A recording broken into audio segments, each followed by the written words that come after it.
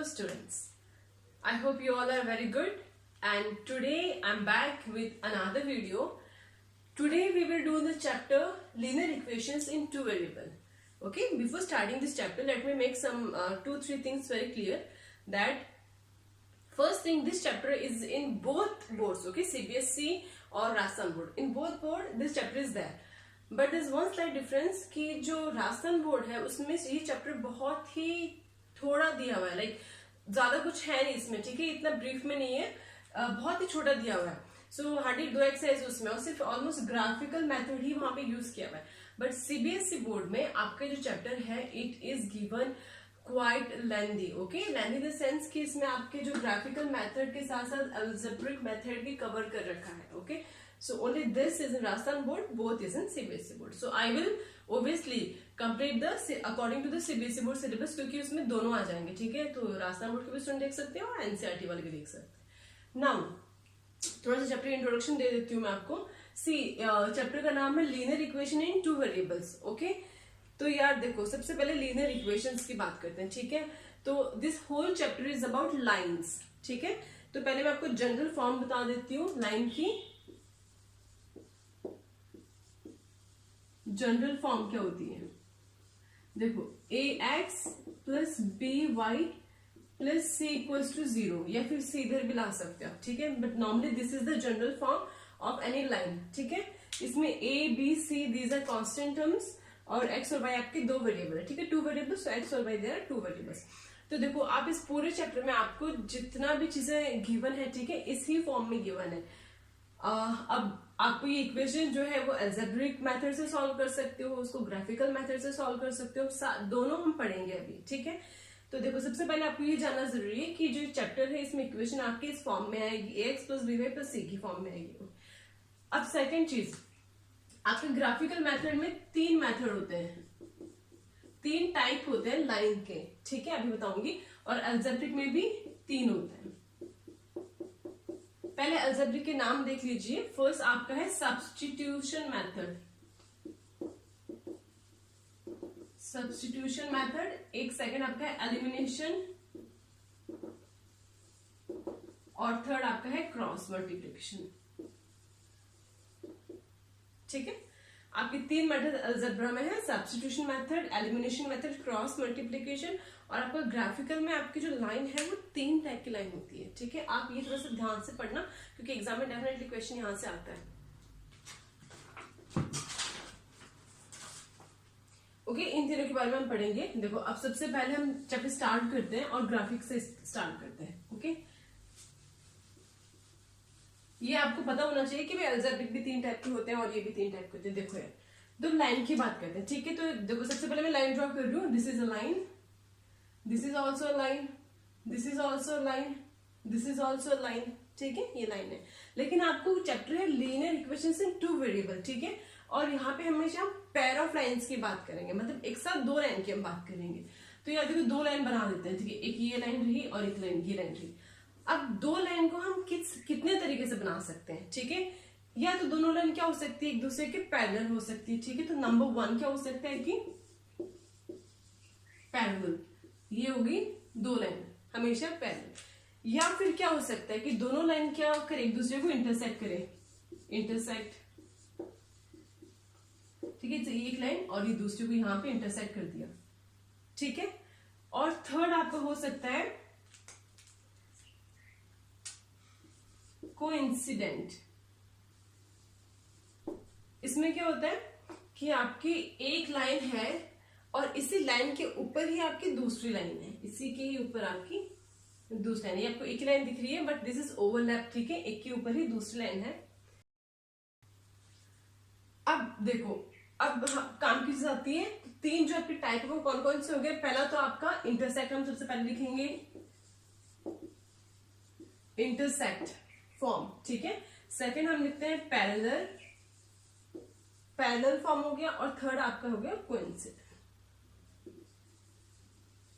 ठीक है.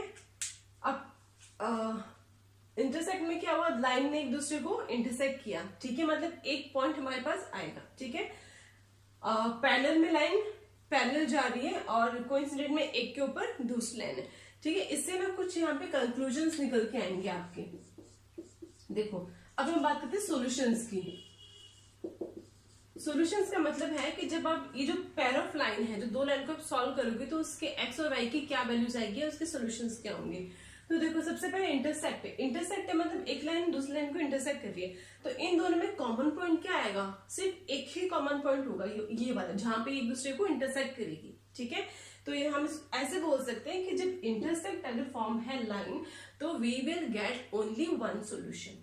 ठीक है, वाई, बिकॉज इन दोनों में कॉमन पॉइंट क्या आ रहा है, एक ही आ रहा है। तो इंटरसेक्ट में क्या बोलेंगे, one solution means you will get one value of x and y. Okay, तो वन है, इसको यूनिक भी बोलते हैं, UNIQ, यूनिक सॉल्यूशंस भी बोलते हैं। ठीक है, क्यों बोलते हैं मैंने बता दें। इंटरसेक्ट फॉर्म में मतलब लाइन जब इंटरसेक्ट करेगी तो एक ही, ऐसा तो हो नहीं सकता कि एक जो दो लाइन है कि दो जगह पे इंटरसेक्ट कर जाए, नहीं हो सकता ना। चाहे ये अब इसको यहां से करा लो, इसको यहां से कहीं से इंटरसेक्ट करा, पॉइंट हमेशा एक ही रहता है।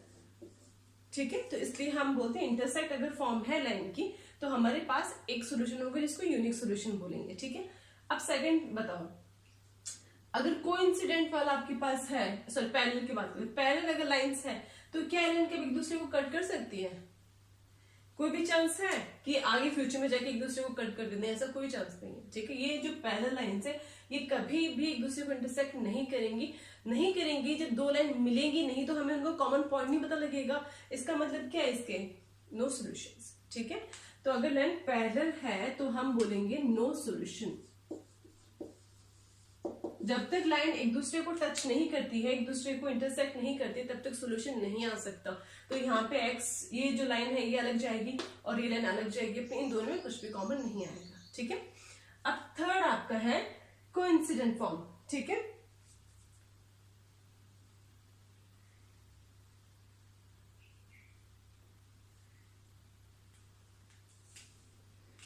कोइंसिडेंट फॉर्म में क्या होता है, देखो जरा ये तो ध्यान समझना। एक लाइन के ऊपर ही दूसरी लाइन है। ठीक है, सपोज मैंने एक लाइन ब्लैक से ड्रॉ कर दी, ये रही। ठीक है, और दूसरी लाइन मैंने रेड से इसके ऊपर ही ड्रॉ कर दी। आई होप आपको दिख रहा होगा या नहीं दिख रहा होगा, आई एम नॉट श्योर। ठीक है, तो एक लाइन के ऊपर ही मैंने दूसरी लाइन ड्रॉ कर दी। अब एक चीज बताओ कि अगर मैं इसके कॉमन पॉइंट्स निकालना चाहूँ तो क्या मैं निकाल सकती हूँ? यस, मैं डेफिनेटली निकाल सकती हूँ, क्योंकि एक लाइन को दूसरी लाइन टच क्या कर रही है, ओवरलैप लाइन है। ठीक है, तो जो इसके पॉइंट्स हो गए वही दूसरे के पॉइंट्स हो गए। अगर एक लाइन, ब्लैक वाली लाइन को हमने सपोज बी मान दिया और रेड वाली को आर मान दिया, ठीक है, तो आर और बी दोनों के एक दूसरे के ओवरलैप्ड है, मतलब बी के सारे पॉइंट आर के सारे पॉइंट से टच होगा, मतलब जितने सॉल्यूशंस इस बी के होंगे उतने ही आर के होंगे। ठीक है, अब सॉल्यूशन होंगे कितने, तो यार आप बता दो। अगर यहाँ से यहाँ तक की लाइन है, ठीक है, तो इन दोनों के बीच में यहाँ पे एक पॉइंट आ जाएगा, फिर इन दोनों के बीच में यहाँ पे एक पॉइंट आ जाएगा, इन दोनों के बीच में यहाँ एक पॉइंट आ जाएगा, इन दोनों के बीच में यहाँ आ जाएगा, फिर उन दोनों के बीच में ऐसे करके करके बहुत सारे मतलब इनफाइनाइट आपके पास पॉइंट्स आएंगे। ठीक है, तो हम जो आपका थर्ड केस है कोइंसिडेंट, इसमें हमारे पास सोल्यूशन आएंगे इनफाइनाइट और मैनी सोल्यूशन, इसको बोलते हैं इनफाइनाइटली मैनी सोल्यूशंस। ठीक है, तो ये तीन चीज आप थोड़ा सा ध्यान से देख लो अगर आपको चैप्टर समझना है, क्योंकि यही इंपॉर्टेंट चीज है इस चैप्टर में। ठीक है, और ये आपका वेरी फर्स्ट टॉपिक ही है। एक बार वापस बता रही हूँ, देखो ग्राफिकल मेथड जो होता है ना, उसके हिसाब से तीन टाइप की आपकी बेसिकली लाइंस होती हैं। ठीक है, फर्स्ट में क्या होता है कि इंटरसेक्ट, मतलब जो दो लाइन का जो पैर है वो एक दूसरे को इंटरसेक्ट करेगा तो एक कॉमन पॉइंट आएगा। ठीक है, एक कॉमन पॉइंट मतलब वन सोल्यूशन, वन मतलब यूनिक। ठीक है, तो यूनिक सोल्यूशन हो गया। सेकंड आपका टाइप आपका है पैरेलल लाइंस का, तो दो लाइन पैरेलल जा रही है, तो यार पैरेलल जा रही है तो इनका जो इंटरसेक्ट करने का तो कोई चांस ही नहीं बनता, कभी भी नहीं होगा। इसका मतलब कभी कोई सोल्यूशन नहीं मिलेगा आपको। ठीक है, दोनों लाइन जब तक कट नहीं करेगी सोल्यूशन नहीं मिलेगा। ओके, तो हम बोल सकते हैं कि no solutions in parallel lines. फिर आपका थर्ड फॉर्म आता है कोइंसिडेंट। इसमें क्या होता है कि एक लाइन के ऊपर ही दूसरी लाइन है, मतलब दोनों लाइन एक दूसरे के ऊपर है। ओके, तो मतलब पहली लाइन के हर एक पॉइंट को दूसरी लाइन क्या कर रही है, टच कर रही है। तो इन दोनों के बीच में, जैसे मैंने बताया कि इन दोनों के बीच में आपको पॉइंट्स निकालने कि कितने पॉइंट्स पे टच हुआ, तो यार 1 और 2 के बीच में भी इनफाइनाइट नंबर होते हैं। ठीक है, आप 1 और 2 को ऐड करके उसका हाफ कर लेंगे, फिर उसका हाफ करेंगे, ऐसे इनफाइनाइट पॉइंट्स होते हैं। तो अगर लाइन कोइंसिडेंट एक दूसरे के ऊपर है, ओवरलैप्ड आपकी पोर्शन में लाइन है, तो आपके सॉल्यूशंस कितने होंगे, इनफाइनाइटली मेनी सॉल्यूशंस। ठीक है, तो ये आपका थर्ड केस है जिसमें इनफाइनाइटली मेनी सॉल्यूशंस होंगे। तो आपको समझ में आया होगा अब तक, मुझे ऐसा लगता है। अब इसके एक अब रिप्रेजेंटेशन की भी फॉर्म होती है, वो बताती हूँ। देखो, जैसे मैंने बताया था जनरल फॉर्म क्या होता है इसका, लाइन का ax plus b y plus c equals to 0। ठीक है, हमें दो लाइन लेनी है, दूसरी भी ले लेते हैं, ax plus b y plus c equals to 0। इसको a1 b1 c1 a2 b2 और c2 मान लेते हैं। ठीक है, अब ये दोनों लाइन्स है। अब मतलब अब वैसे मैं लाइन्स नहीं बना रही हूँ, लाइन्स की मैंने इक्वेशन लिख दी। ठीक है, तो ये इनसे भी लाइन ही बनेगी। अब जो आपका फर्स्ट था इंटरसेक्ट फॉर्म था, ठीक है, तो इंटरसेक्ट फॉर्म को हम ऐसे लिखते हैं a1 upon a2 not equals to b1 upon b2। ठीक है, आपको ये चीज याद रखनी है, क्योंकि आपको देखो इक्वेशंस दी होंगी। ठीक है, आपको बोलेंगे कि ग्राफिकल मेथड से प्रूव करो कि ये जो है वो इंटरसेक्ट फॉर्म है या पैरेलल है या फिर कोइंसिडेंट फॉर्म है। ठीक है, तो आपको इनको ग्राफिकली तो सॉल्व करना ही करना है। ठीक है, उसमें तो कोई डाउट नहीं है, लेकिन बिना ग्राफिक के आप सॉल्व किए बिना ही आप पता लगा सकते हो कि इसमें से कौन से, अगर आपको ये फॉर्म से याद है। ठीक है, तो इंटरसेक्ट के लिए ये फॉर्म है। फिर सेकंड आपका है पैरेलल के लिए, तो उसके लिए a1 upon a2 is equals to b1 upon b2 not equals to c1 upon c2। ठीक है, एक बार बता देती हूँ, फिर मैं लिखा देती हूँ, फिर आप समझ लेना। और थर्ड आपका जो है उसमें होगा a1 upon a2 equals to b1 upon b2 is equals to c1 upon c2। ठीक है, अब इन तीनों को आप समझ भी लो, समझा भी देती हूँ। ठीक है, आपको ताकि रटना ना पड़े।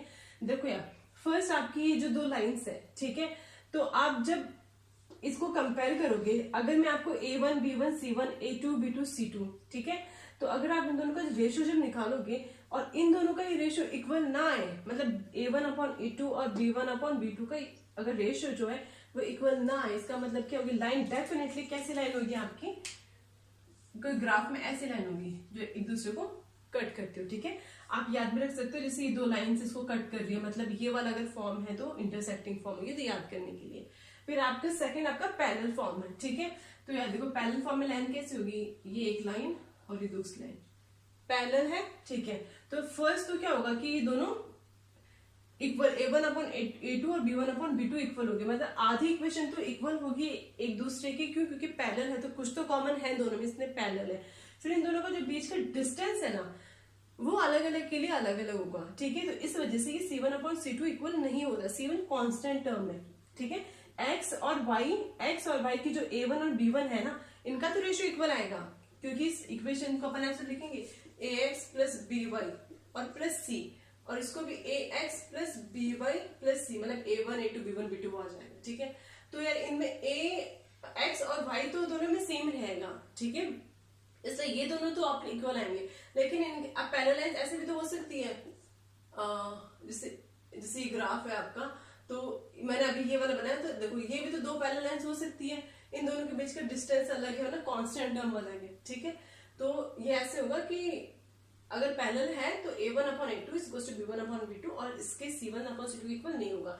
अब थर्ड आपका क्या है, कोइंसिडेंट फॉर्म में क्या होगा, तीनों इक्वल होंगे। तीनों इक्वल ऑब्वियस सी बातें होंगी। ठीक है, इसका तीनों इक्वल होने का मतलब क्या हुआ, रेशियोज इक्वल होने का क्या मतलब हुआ कि ये a b c और ये भी क्या है आपका a b c। ठीक है, तो यार आप दो लाइन बनाओगे, एक लाइन ये है, इसकी इक्वेशन है ax plus by plus c, और आपको एक और इक्वेशन बनानी है, एक और लाइन बनानी है जिसकी भी सेम इक्वेशन है, तो यार वो लाइन bc के ऊपर तो बनेगी।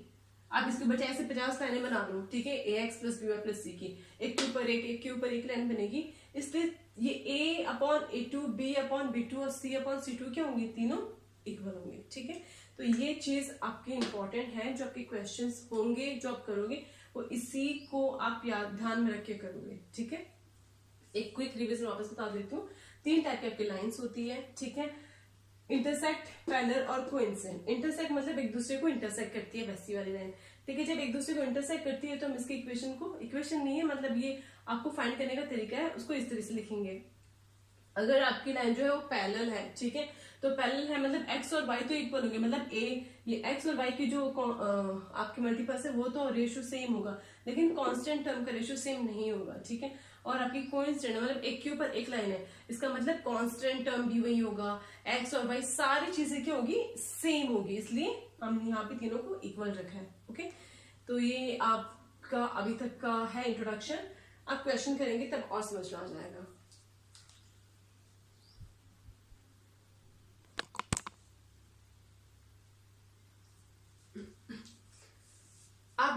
जैसे ये आपके पास क्वेश्चन गिवन है, ठीक है, और क्वेश्चन ऐसा है कि आपको 2 लाइन का दे रखा है, ठीक है, 2 लाइन दे रखी है। अब आपको ये पता करना है कि इन लाइन का टाइप कैसा है, क्या ये पैरेलल लाइंस है या आपका कोइंसिडेंट लाइंस है या फिर आपकी इंटरसेक्टिंग लाइन है, कैसी लाइन है, ठीक है। तो यार ये इंपॉर्टेंट है, देख लेना ध्यान से, और ये चाहे कोई सा भी बोर्ड का बच्चा हो, ठीक है, ये क्वेश्चन आपके डेफिनेटली बुक में है। तो देखो स्टार्ट करते हैं, ठीक है। इसके लिए सबसे पहले हम क्या करेंगे, हम वैसे चेक भी कर सकते थे कि ये कौन सी है, हम चेक इसको बाद में करेंगे, पहले सॉल्व करना सीखेंगे। ये आपकी इक्वेशन नंबर 1 है, इक्वेशन नंबर आपको 2 है।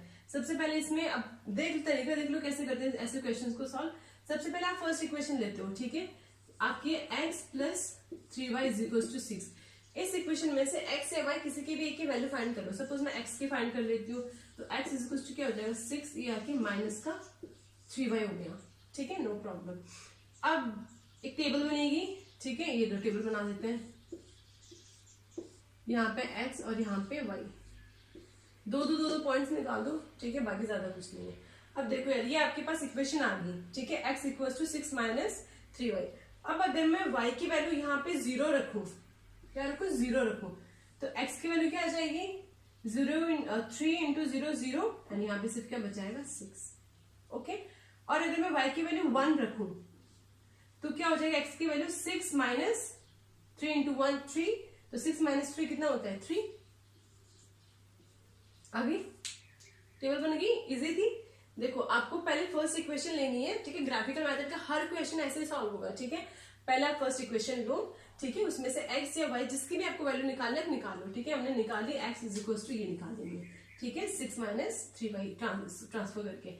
अब y की वैल्यू अगर हम 0 रखते हैं तो हमारे पास x की वैल्यू आ जाएगी, और अगर हम फिर से y की वैल्यू 1 रखते हैं तो x की भी हमारे पास कुछ वैल्यू आ जाएगी, ठीक है, दोनों अलग अलग वैल्यूज आनी चाहिए। अब वही इक्वेशन नंबर 2 के साथ करते हैं।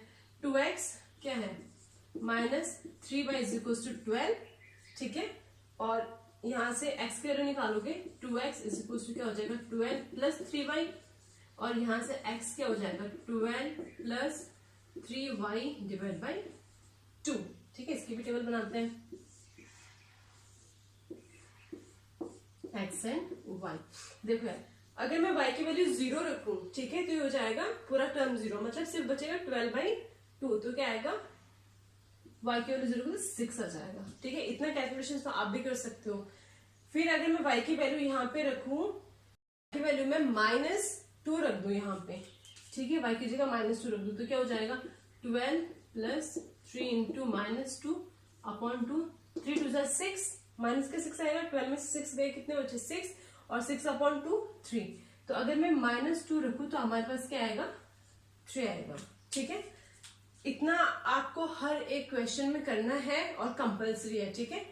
देखो वापस बता देती हूँ, आपके पास कोई भी 2 इक्वेशन गिवन होगी, उसमें से आप एक इक्वेशन को लो, उसमें से x या y जिसकी भी आपको वैल्यू निकालनी है निकाल लो। हमने x की निकाल ली, ठीक है, इक्वेशन हमारे पास आ गई। अब y की वैल्यू 0 पुट करी हमने, तो x की वैल्यू हमारे पास 6 आ गई। y की वैल्यू 1 पुट करी तो हमारे पास आ गई x की वैल्यू 3, ठीक है। अब y की वैल्यू -1 भी पुट कर सकते थे, तो -1 पुट करते तो कितना हो जाता प्लस का 3 और 6 प्लस 3 9, तो x की वैल्यू 9 हो जाती है, ठीक है। आपकी मर्जी है, आप कोई भी 2 वैल्यूज निकाल सकते हो।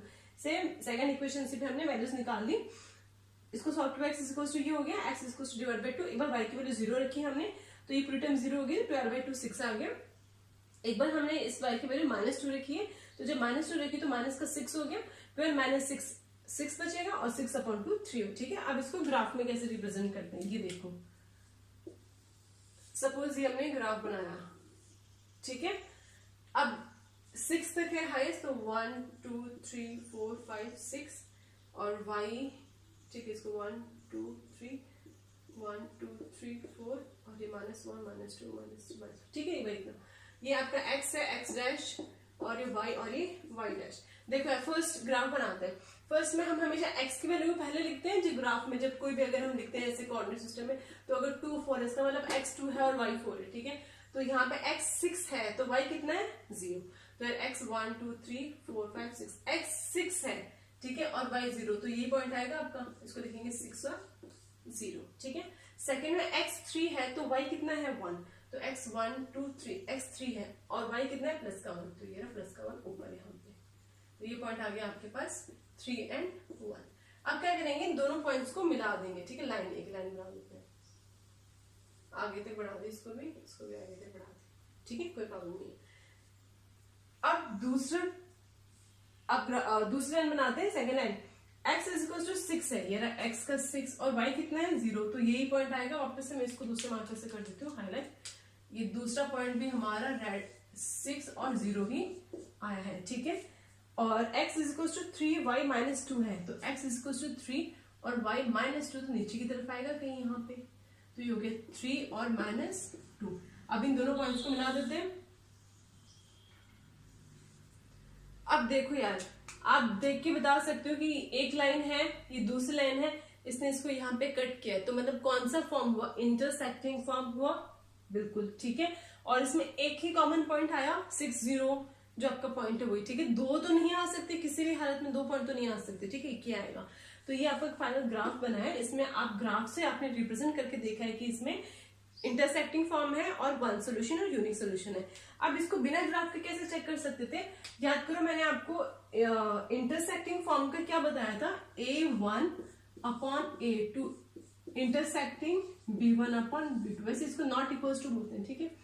A1 upon A2 is not equals to B1 upon B2, तो होगी लाइन इंटरसेक्टिंग होगी। चेक कर लेते हैं, देखो ये क्या है, यहाँ पे A1 आएगा यहाँ पे इसका, और ये आपका A2 है, ये यहाँ पे B1 है और ये आपका B2 है, ठीक है। तो A1 कितना है 1, लिख दिया 1 अपॉन A2 कितना है 2, लिख दिया 2, B1 कितना है 3, लिख दिया 3, और B2 कितना है -3, लिख दिया -3, लेकिन नॉट इक्वल्स टू, क्या ये नॉट इक्वल्स टू है, यस, ठीक है। 1/2 इज नॉट इक्वल्स टू -1, ठीक है। तो अगर नॉट इक्वल टू है इसका मतलब लाइन इंटरसेक्टिंग है। हम बिना ग्राफ बनाए हम बता सकते थे कि ये जो लाइन है आपकी इंटरसेक्टिंग, क्यों, हमको ये पता है कि जब इंटरसेक्ट होगा तब ये कंडीशन फुलफिल होगी। जब ये कंडीशन फुलफिल हो रही है इसका मतलब ये लाइन इंटरसेक्टिंग है, ओके। एक और क्वेश्चन करते हैं, ग्राफ वाला, आपको समझ में आ जाएगा।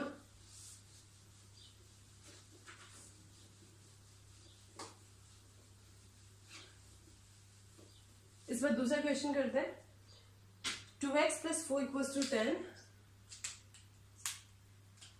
2x plus 4y equals to 10 and 3x plus 6y equals to 3x plus 6y equals to 12, ठीक है। ये हमारे पास दो है, ठीक है, लाइन से।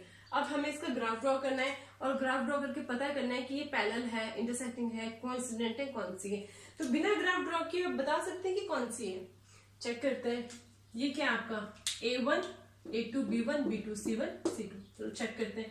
A1 अपॉन A2 क्या है, A1 upon A2, B1 upon B2 और C1 अपॉन C2। देखते हैं कौन सा सेटिस्फाई होता है, ठीक है।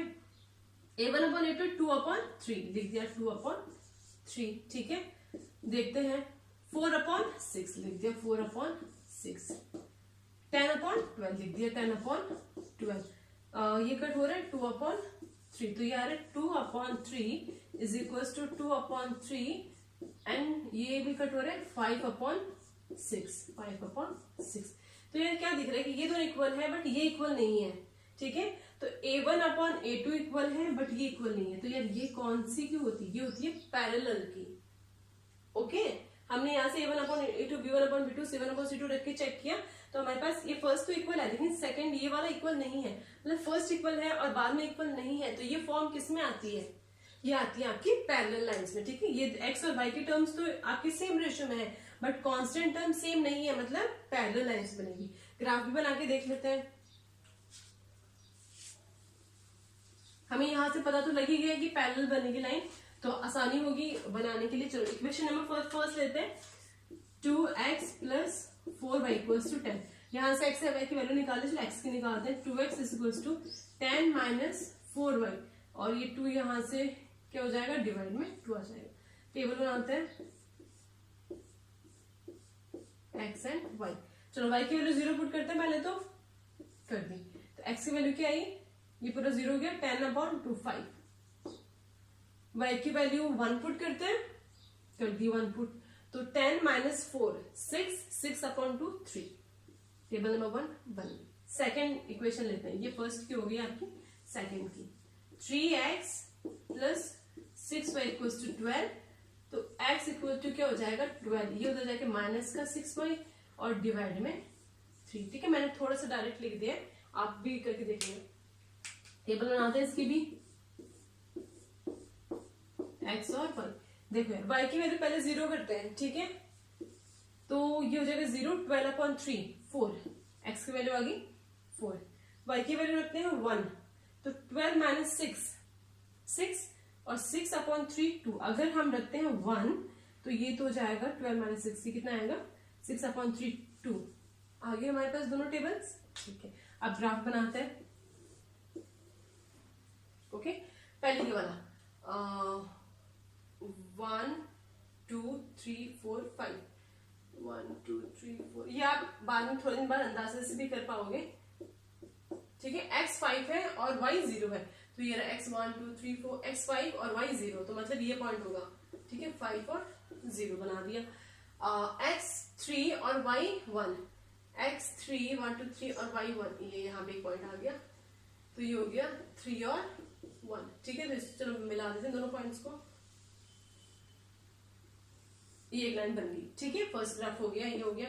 ये करते हैं x इक्वल्स टू 4 और y 0, x 4 मतलब 1 2 3, ये 4 और y 0 मतलब यही पॉइंट आएगा 4 और 0, और x 2 और y 1 मतलब x 2, ये रहा 2 और y 1 मतलब यहाँ पे ऊपर पॉइंट आएगा।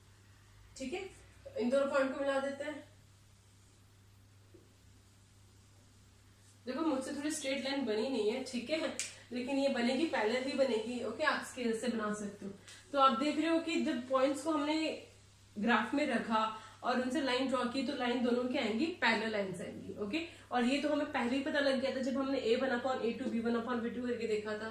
ओके, तो ये आपका सेकंड टाइप का क्वेश्चन है। और जो थर्ड आपका है, जो कोइंसिडेंट लाइंस होती है, उसमें क्या होता है, अगर ये 2x + 4y = 10 है, इसकी ये लाइन बन गई, सपोज ये तो बनी थी हमारी। ठीक है, ये किसकी थी, 2x + 4y = 10 की थी, और ये सेकंड लाइन थी, ये थी आपकी 3x + 6y = 12 की थी। अब बताओ, मैंने कहा था कि जो कोइंसिडेंट लाइंस हैं वो एक दूसरे को ओवरलैप करती है, तो अगर ये लाइन है और इसके ऊपर ओवरलैप होगी तो उस लाइन की भी इक्वेशन क्या होगी, सेम ही तो होगी, 2x + 4y = 10 ही होगी।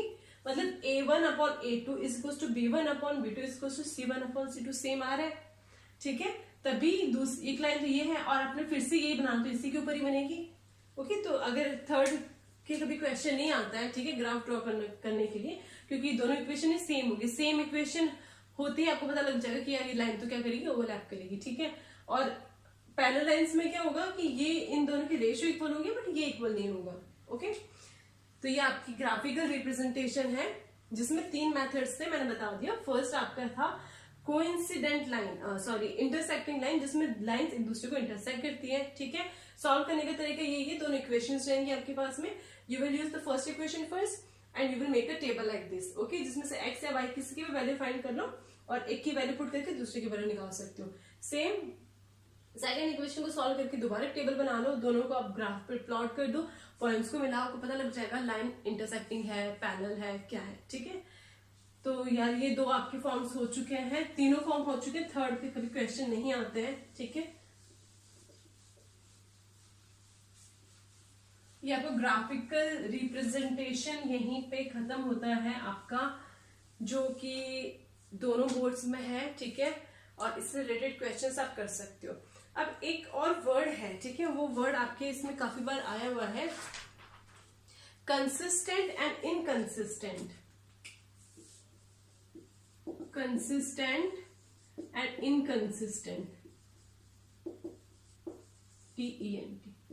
ठीक है, अब ये क्या होता है, आपको क्वेश्चन गिवन है आपकी सीबीएसई की बुक में, कि आपको जैसे 2 इक्वेशंस दे रखी है, ठीक है, आपको पता करना है कि वो कंसिस्टेंट है या इनकंसिस्टेंट है। ठीक है, तो ये कंसिस्टेंट का मतलब तो यही होता है कि लाइन एक दूसरे को क्या करे, इंटरसेक्ट करे। ठीक है, तो जो आपकी ये जो 2 लाइन है, ये अगर इंटरसेक्टिंग फॉर्म में कंसिस्टेंट होगी क्योंकि लाइन कट कर रही है। एक वो जो ओवरलैप जो कर रही थी, एक के ऊपर दूसरी लाइन जो थी, वो भी आपकी कंसिस्टेंट, क्यों, क्योंकि वहां से भी आपकी कुछ वैल्यूज निकल के आएंगी। लेकिन इनकंसिस्टेंट क्या होती है, पैरेलल लाइंस, जिससे कभी कोई वैल्यूज नहीं आती है। ठीक है, तो आपसे अगर पूछे कि find out whether the following pair of line is consistent और इनकंसिस्टेंट, तो आप देखोगे अगर इंटरसेक्टिंग है या फिर इंटरसेक्टिंग है या फिर आपका कोइंसिडेंट है तो क्या हो जाएगा, कंसिस्टेंट, मतलब एक दूसरे को कट कर रही है। और अगर पैरेलल है, कोई सोल्यूशन नहीं है, तो आपकी वो लाइन हो जाएगी इनकंसिस्टेंट। ठीक है, ये दो कैटेगरीज है, इसमें आपकी दोनों आती हैं, इसमें सिर्फ एक पैरेलल लाइन आती है, बस इतना ही है।